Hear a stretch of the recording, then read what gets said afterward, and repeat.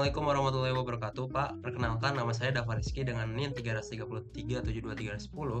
Dari kelas B, saya akan melanjutkan tugas saya ke yang kedua, yaitu eh, dari mata kuliah kecerdasan artificial intelligence. Sebelum kita mulai ke topiknya, kita ke kode CNN ini bisa diklasifikasikan untuk tulisan eh, tangan seperti MNST dan juga menggunakan TensorFlow dan Keras sebagai datasetnya.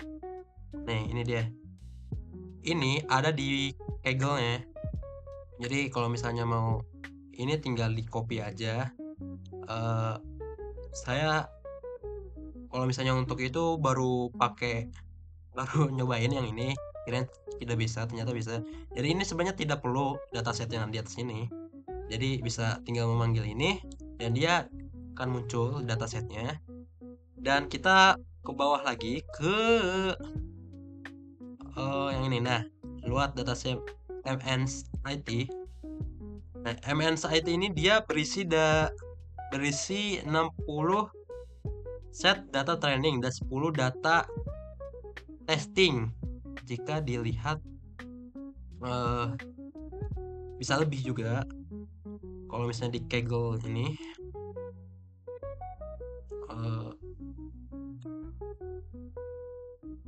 Nah, untuk di tampilan sini tuh dia adalah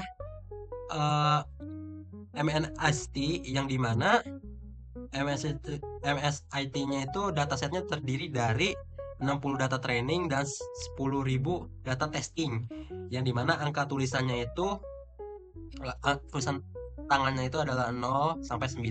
Lalu kita ada yang namanya normalisasi di sini. Nah, ini adalah normalisasi yang dimana dilakukannya dengan membagi nilai pixel dengan 255 agar mereka itu berada dalam rentang 0 dan 1 seperti yang saya jelaskan tadi di PPT. Lalu juga di sini ada receive data yang mana ini deh.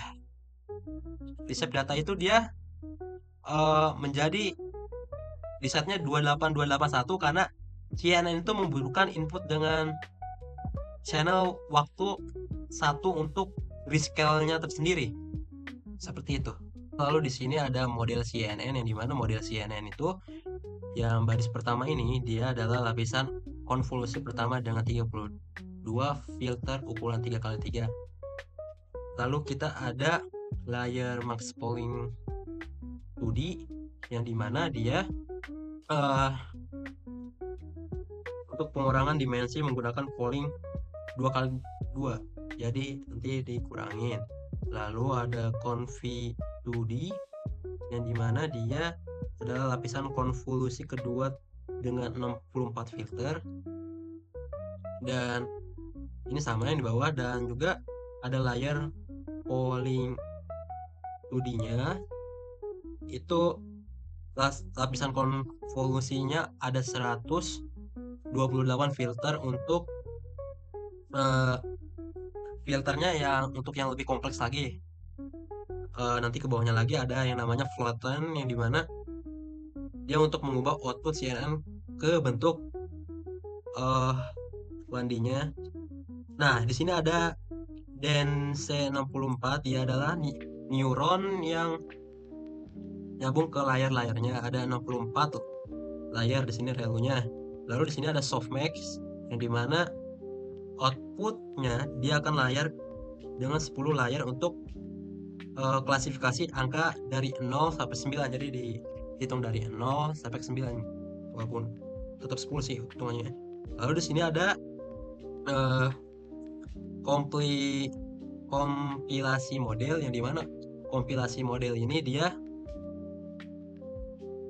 gimana ya jelasinnya. Kompilasi model ini dia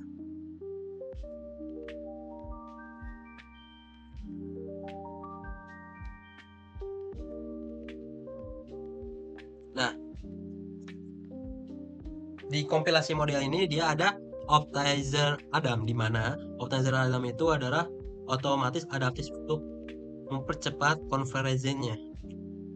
Lalu di sini ada loss per categorical cross entropy.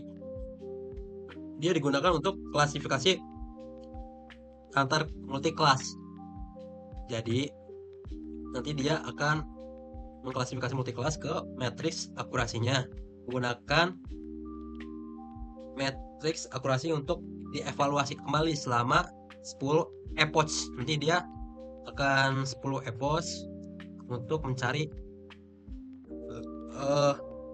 model untuk belajar sampai 10 kali iterasi, sampai berulang terus seperti itu. Dimana kita di sini juga ada yang namanya training model dengan 10 epoch nih di sini ya. 10 epoch. Ini model trainingnya. Nah, di sini model trainingnya itu nanti bakal diuji dengan data testing untuk mendapatkan akurasi yang memuaskan di akhir nanti. Lalu yang keenam ada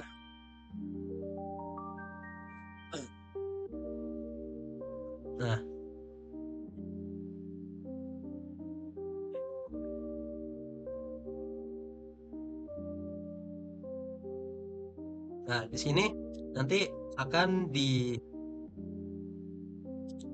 dari akurasi tadi ya. Di sini simpan model setelah training.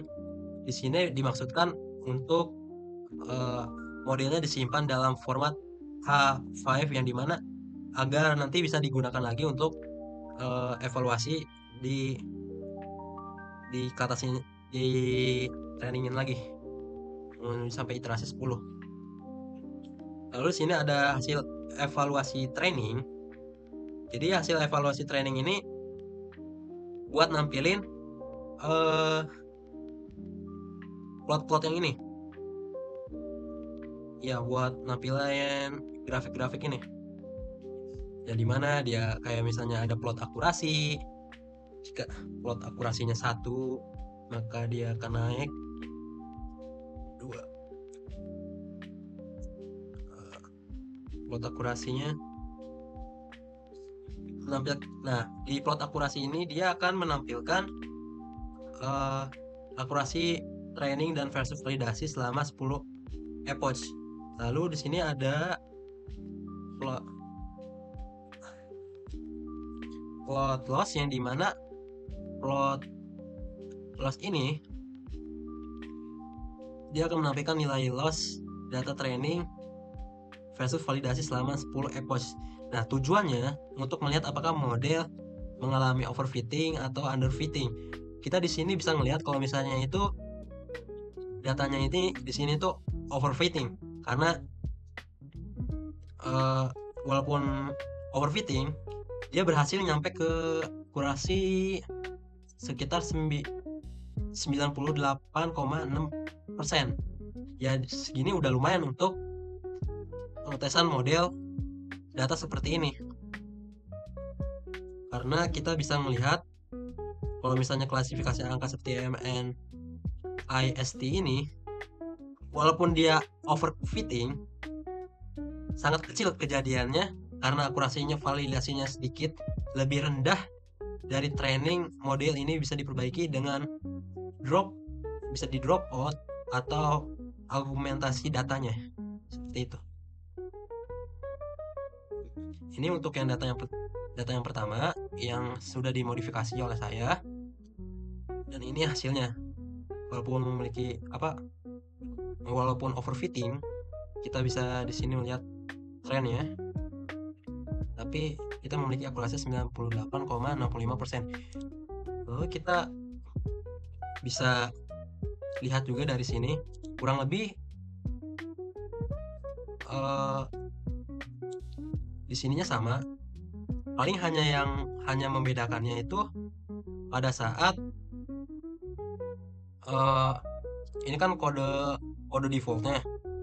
Kode defaultnya itu dia menggunakan 5 epoch yang dimana model epoch ini kan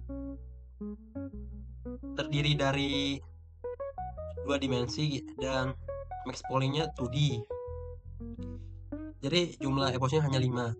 Lalu yang kode kedua ini dia ditambahkan satu lapisan lagi oleh saya dengan menggunakan Confi 2D. Jadi dia ada 128 filter dan Expoling 2D dengan tambahan jumlah epoxnya meningkat menjadi 2 kali lipat menjadi 10 sehingga model lebih lama belajar namun eh, mendapatkan hasil yang lebih lebih meningkat ya, walaupun hanya sedikit tapi ya setidaknya lumayan untuk akurasinya.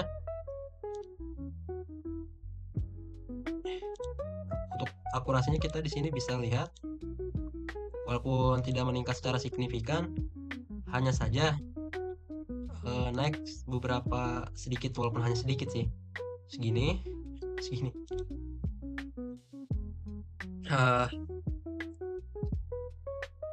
Lalu yang membedakan hanya di performa model. Akurasi model ini lebih tinggi yang di kode kedua.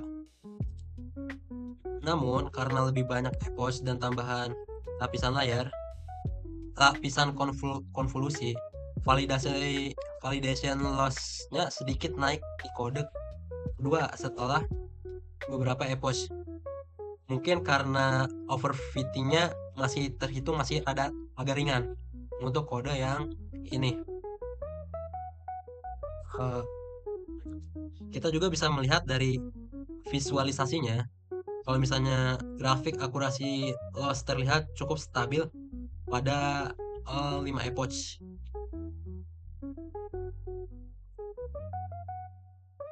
Di sini kita masih melihat agak stabil di yang 5 epoch ini ya.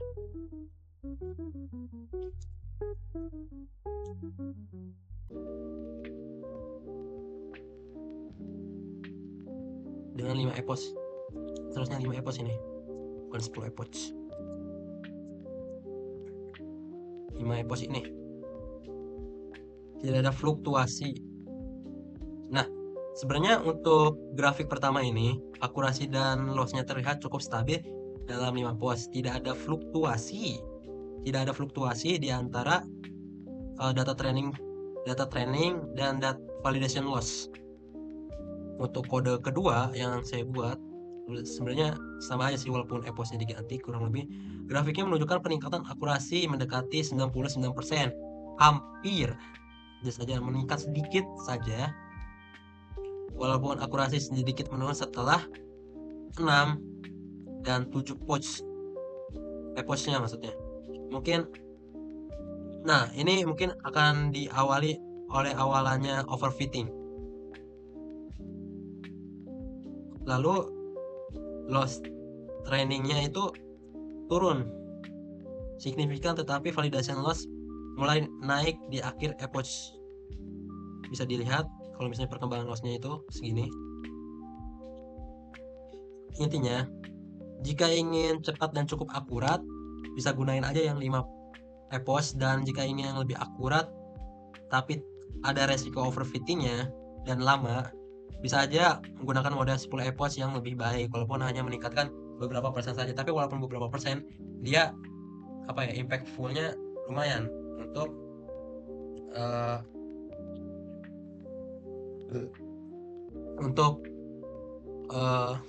deep learning ini, karena beberapa persen itu sangat dibutuhkan untuk keakurasiannya seperti itu.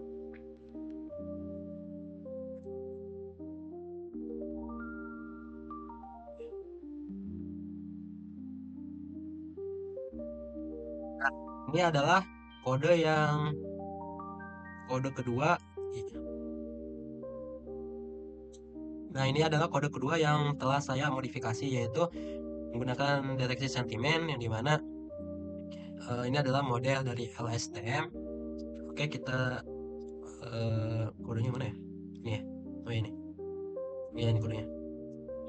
Pertama kita ada TensorFlow, yang dimana dia akan digunakan untuk membangunkan melatih model LSTM. Terus di sini ada IMDb. IMDb itu digunakan untuk dataset untuk analisa sentimen. Di sini ada dokumentasinya. Jadi sebenarnya bisa lihat di sini aja kalau misalnya mau lihat dokumentasi. Bla bla bla. Kita lanjut lagi. Di sini juga ada matplotlib, yang dimana digunakan untuk membuat grafik hasil pelatihan. Nah, grafik hasil pelatihan itu nanti dia akan muncul di bawah sini. Nah, untuk callbacknya di sini kan ada callback, layer callback. Callback itu digunakan untuk early stopping, dimana untuk menghentikan pelatihan yang lebih awal jika performa tidak baik. Jadi dia akan berhenti saat akurasinya tidak membaik atau mengalami overfitting atau underfitting. Seperti itu. Dan kode yang kedua ini sampai sini, dataset ini nanti akan dimuat lagi dengan mempertahankan 10.000 kata yang paling sering muncul yang ada di dataset ini, Sentiment Analysis of MBM Movie ini. Lalu dia akan sering muncul pada padding yang diterapkan agar semua review memiliki panjangnya tidak lebih dari 200 kata. Lalu kita pindah ke kode ini, model LSTM. LSTM ini kita ada beberapa layer, di sini ada 4 yang terlihat, yaitu ada layer embedding, yaitu untuk mengubah kata menjadi vektor jadi 2 dimensi, jadi 128. Lalu ada layer bidirectional, layer LSTM, yaitu 60. Dia akan menambahkan LSTM kedua arah untuk menangkap konteks dari kedua arah teks, seperti itu. Lalu kita ada layer LSTM lagi yang kedua dengan 32 unit untuk memproses lanjutannya. Kenapa di sini nggak ada 62 dan 32 seperti yang di atas ini? Dia nanti bakal dibagi 2 karena di sini kan 0,2 kan. Jadi 32 seperti itu. Lalu ada layer dance di sini sigmoid, yang dimana dia akan memperoleh review positif atau negatif. Jadi nanti dia akan berbentuk dengan nilai 1 sebagai positif, 0 sebagai negatif, seperti itu. Lalu kita ada di sini kompleksitas model, dimana kompleksitas model ini dia akan sebagai Adam optimizer ini dia akan digunakan untuk optimasi yang lebih efisien, jadi akan membuat lebih efisien. Lalu binary constraint ini dia akan digunakan untuk karena ada karena di kode ini dia bakal ada klasifikasi dalam bentuk binary, jadi kita memerlukan kode ini. Lalu kita juga ada callback untuk early stopping, seperti early stopping yang di atas ini nih. Iya, lalu kita akan ke callback early stopping. Nah, early stopping ini dia untuk menghentikan pelatihan jika follows tidak membaik selama 2. Intinya jika dia melihat follows, jika eposnya lebih dari 2, maka dia akan berhenti, seperti itu. Selama berdua berturut-turut, artinya dia akan memastikan bobot modelnya ini versi terbaik atau enggak gitu. Tuh kan di sini ada restore base weight sama dengan true. Lalu di sini ada training model. Nah, training model ini dia untuk di sini kita memiliki yang dimana batch-nya itu 128 untuk efisiensi pelatihannya. Dengan model ini dilatih selama maksimal 5 epos, tetapi bisa berhenti lebih awal jika early stoppingnya nanti diaktifin gitu. Lalu kita juga ada evaluasi model. Evaluasi model ini nanti dia akan model diuji. Evaluasi model nih akan diuji pada data validasi dan menampilkan akurasi akhirnya. Apakah hasilnya yang terbaik? Jika terbaik atau mengalami kemunduran, dia akan memberhentikannya untuk mendapatkan hasil yang terbaik. Walaupun dia mau berapa epos, tapi selama dia 2 nanti dia akan di drop out. Lalu kita memiliki yang namanya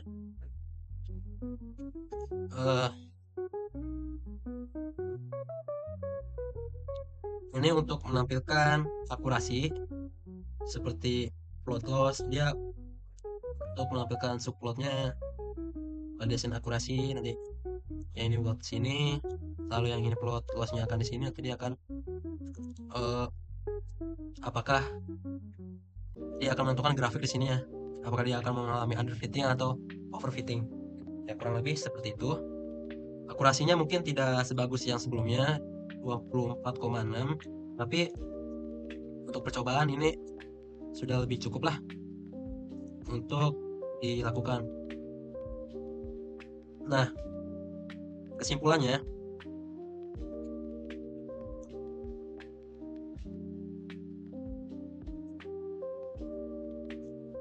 kode yang default yang dimana dia beda banget sama yang kode sebelumnya. Ini ya ini. Nah, yang pertama, kode ini itu dia nggak punya bire, bidirectional. Di mana bidirectional itu nanti dia akan menangkap informasi secara dua arah. Mana ya? Kalau di sini nggak ada, kalau di sini ada nih. Bidirectional.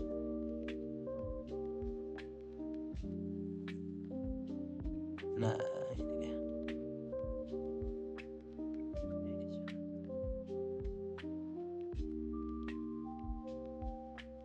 Oh, oh ini di sini nih. Ini bidirectionalnya di sini. Di model evaluasi nanti dia akan menangkap informasi dua arah. Lalu di sini tidak ada yang namanya apa sih namanya? Mana? Bukan callback. Hmm.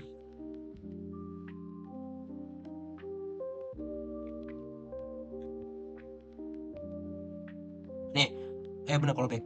Yang dimana di sini tuh nggak ada yang namanya early stopping. Early stopping itu seperti yang saya bilang, nanti kalau misalnya dia dua, nanti dia akan eposnya dua. Kalau misalnya tidak bisa, malah akurasinya turun, maka dia akan turun juga karena bukan, dia akan memberhentikan secara paksa jika di putaran kedua eposnya dia tidak mendapatkan ini base akurasi yang paling terbaik. Yang tiganya cuman ngebedain kode ini sama ini, cuman nggak ada visualisasinya aja sih. Sama ini jumlah LSTM-nya itu, kalau yang di sini kan ada 2 layar. Kalau di sini tuh dia cuma ada 1 layar. Ini model LSTM-nya. Nah, ya kan? Di sini cuma ada 2 layar, sedangkan di sini cuma ada 2 layar, di sini ada 1 layar seperti itu. Dan base size-nya juga di sini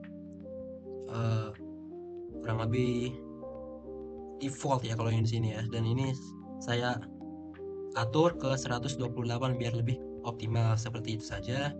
Yang akhirnya akan menghasilkan 24,6 akurasinya, dan di sini dia yang kode defaultnya 8261 seperti itu. Saya juga sudah memberikan berapa ini seperti ini. Untuk kode pertama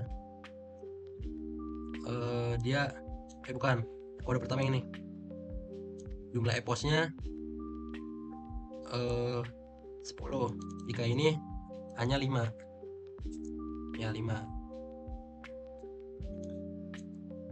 intinya ini habis ini ya. Kita bisa melihat jika kalau misalnya model yang saya buat itu ya 10 epos, dia naik walaupun gak signifikan, hanya sekitar segini saja ya, namanya sedikit. Tapi waktu per eposnya itu yang lama juga sih, ini 59 sampai 24. Ini masih sama eposnya, cuman dia sampai 10 kali iterasi, jadi dia lebih lama. Kalau ini lebih cepat, cuman di sini dia lebih baik. Kalau di sini beresiko overfitting, lalu loss training juga lebih rendah. Kalau ini sedikit lebih tinggi, seperti yang kita bisa lihat juga kan, stabil. Kalau misalnya loss validasi di sini cenderung naik di akhir kan. Jika ini akurasinya agak loss, akurasi dan loss ya, walaupun ini dua-duanya agak loss juga sih sebenarnya. Tapi saya mungkin bakal screenshot bentar ya.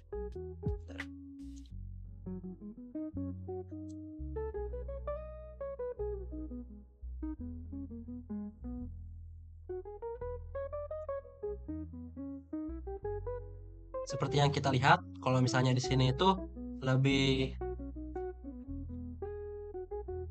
seperti yang kita lihat di sini itu lebih apa ya? Walaupun bedanya hanya sedikit, tapi untuk total waktunya lebih lama juga, tapi generasinya lebih baik, general strength-nya juga lebih rendah. Bisa kita lihat juga di sini bahwa loss-nya di sini lumayan tinggi, sedangkan di sini lumayan rendah ya, 0,2, 0,4. Loss-nya di sini lebih rendah dibandingkan yang 5 epos saja. Ini 10 epos dan ini 5 epos, 5 iterasi. Kita juga lihat di sini grafiknya lebih stabil tentunya, yang dimana kita bisa lihat kalau misalnya yang 5 epos itu dia cenderung apa ya, beresiko overfitting, sedangkan ini agak agak lebih stabil walaupun lebih rendah gitu, tapi better. Mungkin kalau misalnya ditambahkan 15 epos mungkin lebih bagus lagi. Dan ini yang untuk kode keduanya. Kode kedua kita memiliki satu layer, dua layer sini, terus biji reksionalnya tidak ada, sini menangkap formasi udara. Early stopping ini yang membuat optimalisasinya ini naik sampai 2%. Itu ngaruh banget sih ini early stoppingnya.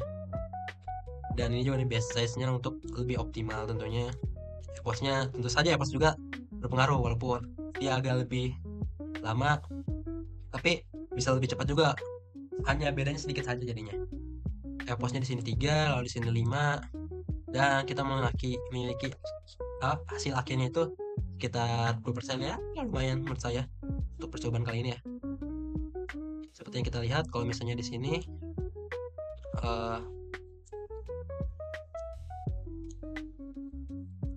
untuk nah sininya kita bisa lihat kalau misalnya loss dan ininya akurasinya masih lebih better yang dimodifikasi oleh saya daripada yang ini. Jadi oh ya, mungkin segini saja, tidak ada yang lain. Mungkin segini saja untuk presentasi dari saya untuk video kali ini. Kurang lebihnya mohon maaf. Saya Dava Rizky dari kelas B Informatika dengan NIM 333 72310. Kurang lebihnya mohon maaf. Wassalamualaikum warahmatullahi wabarakatuh.